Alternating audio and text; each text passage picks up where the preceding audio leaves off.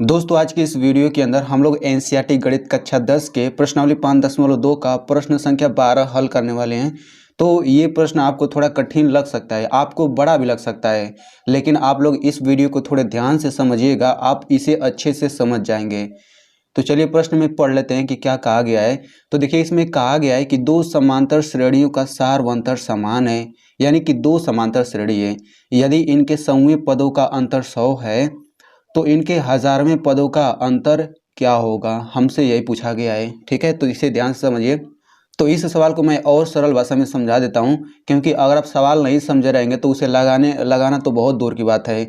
तो इसमें बस इतना ही कहा गया है कि हमारे पास दो समांतर श्रेणी हैं जिनके सारवांतर समान है, यानी कि डी का मान जो है दोनों में बराबर है।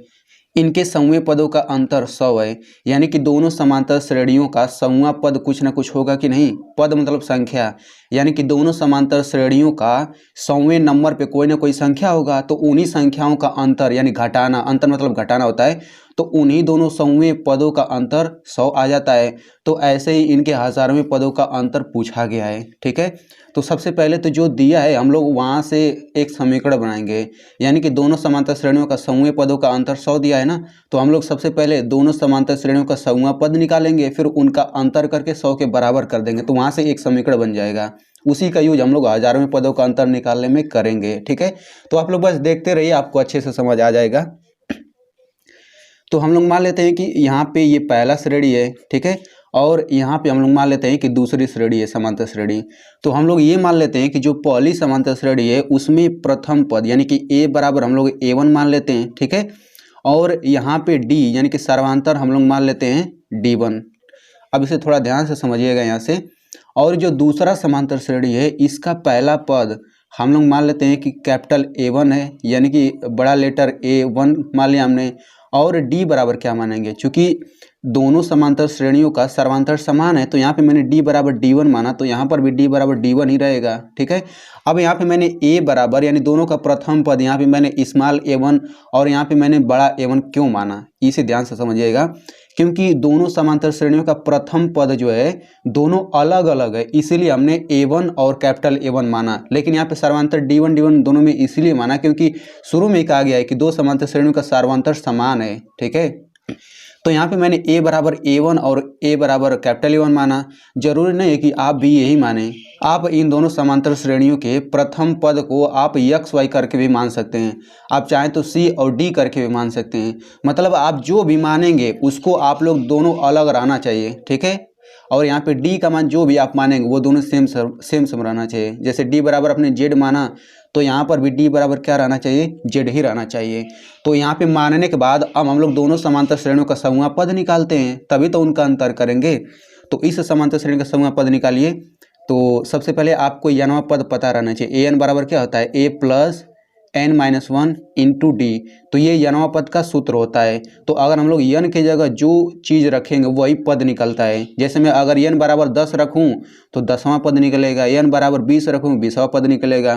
तो चूंकि हमें 100वां पद चाहिए ना, तो n की जगह 100 रख दीजिए।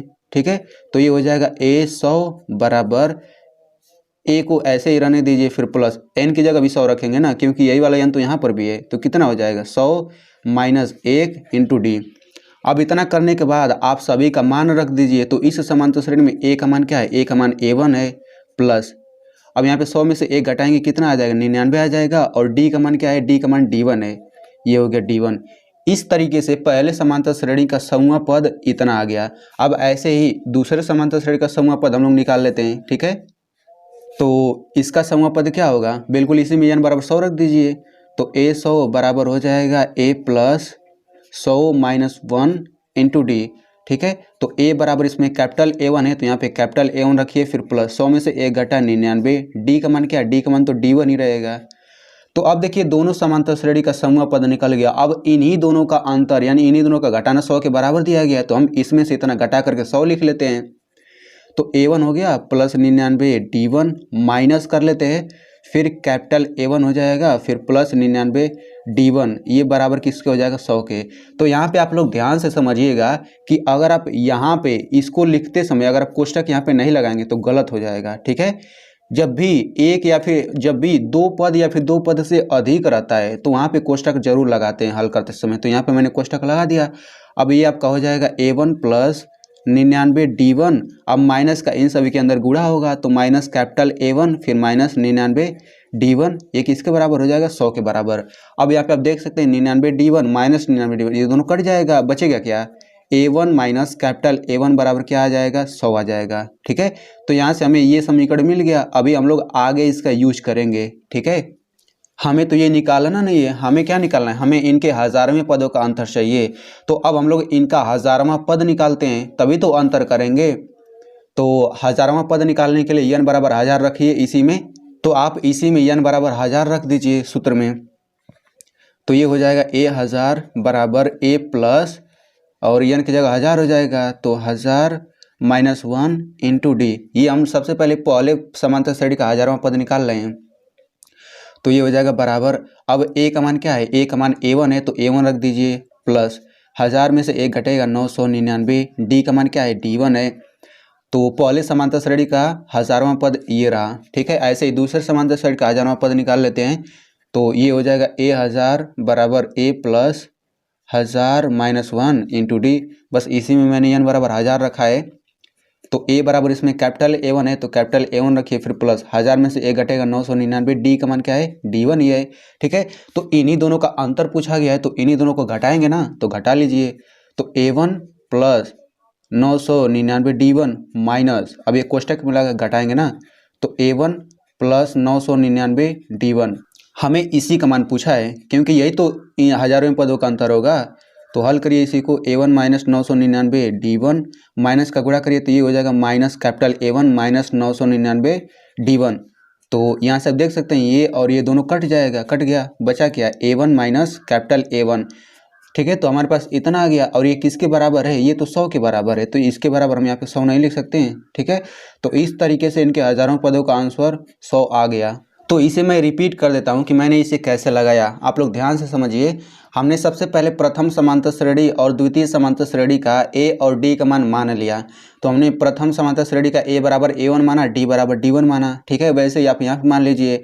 तो आप D का मान दोनों बराबर मानेंगे क्योंकि समान दिया गया है, और A का मान आप दोनों अलग अलग मानेंगे। ठीक है, तो यहाँ पे सौवें पदों का अंतर 100 दिया है ना, तो हम सबसे पहले दोनों समांतर श्रेणी का सौवां पद निकालेंगे, फिर उनका अंतर करके 100 के बराबर कर देंगे।